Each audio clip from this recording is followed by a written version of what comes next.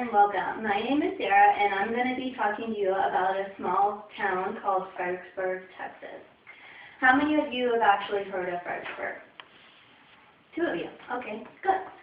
Those of you who aren't as familiar, I'm going to be talking about this quaint town's history and some of the fun facts as far as historical goes, and then of course the current living of the town now. Fredericksburg, Texas is actually located about 70 miles west of Austin, right next to the intersection of 2 streams, Barron's Creek and Towns Creek. Because of the abundance of water, stone, and timber, this made it a very, very easy spot to actually build a town.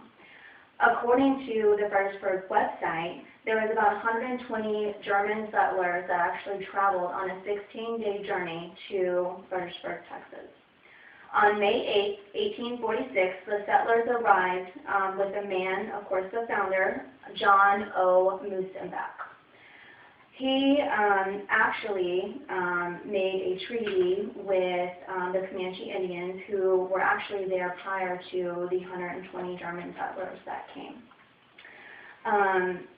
And as far as the treaty goes, that was just a pact between the settlers and the Indians so that they would be peaceful, they wouldn't be fighting all the time. Now, according to the visitor's website, each settler was actually given about 10 acres of the land to build crops, build a home, do anything that they actually needed to do to grow the town. Now, after the pact, life went on as normal. Settlers made do with crops they planted, such as corn, and also traded goods. A train came through the town every so often, and they traded with other towns, such as New Braunfels and Austin. As far as religion, there was also a huge influence in the community as well. Many of the German settlers that made the trip over to Fredericksburg, Texas, were mainly evangelical Protestants, along with Lutheran, Methodist, and Catholics. Due to the small size of the town and the impact from the Civil War, the settlers kept their native roots and continued to speak German into the 1990s. On the history website, it actually states that they really didn't have a lot of communication outside of the small town. They had one local sheriff, and he could only really talk broken German.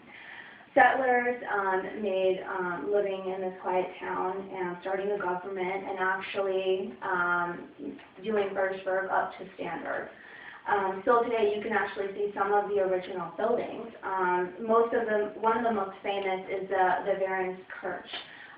That was actually built right after the settlers came to Fredericksburg as kind of a tribute to the founders and the courage of the settlers who came over. It was used as a town hall. It was also used as a fort, a school, and also a church for all denominations. Other buildings that are still standing at this point is the fire department, and they actually have 20th century equipment that you can actually go. It's really good for the kids, so if you want to go there, it's a really good spot. Also, too, is our Helger bathhouse. That's where travelers, right around the time frame of 1910 to 1930, they came and they got their haircuts, they got shaved, and they also got baths. Another home, which is pretty unique, is the Weber Sunday House. And what that is the Weber family. They actually traveled to go shopping in the Fredericksburg area, and they used that house as a resting and eating place.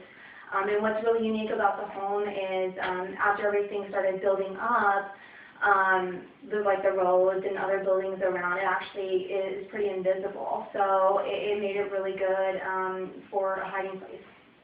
The White Oak School, which is actually still owned by one of the students who went there, Charles Feller, is actually in still original standing at this point. So you can go with all original parts beside their house. And these can actually be viewed at the Pioneer Museum. A few other important spots in Fredericksburg is the Niemitz Museum. It was actually built for Admiral Chester Niemitz, who was born and raised in Fredericksburg, Texas. The museum actually serves as a memorial for those who served in World War II.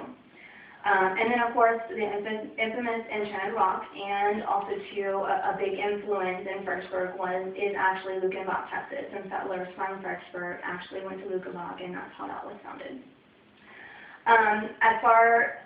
This one small town has grown tremendously since 1846, when it was first founded. According to the Census Bureau records in 1990, there was a population of about 6,934 people and growing. So it's a pretty good growth, as you can imagine. Of course, with all the growth, it actually has become a big hotspot for tourism. So not only is it good for the historical aspect, but it's also good for the shopping and the wineries.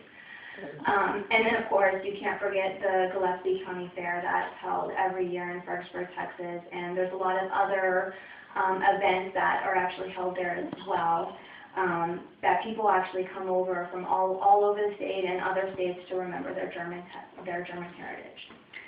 Thank you again for coming and learning about Fredericksburg, Texas. Again, my name is Sarah, and I hope that you'll have a great day. Thank you.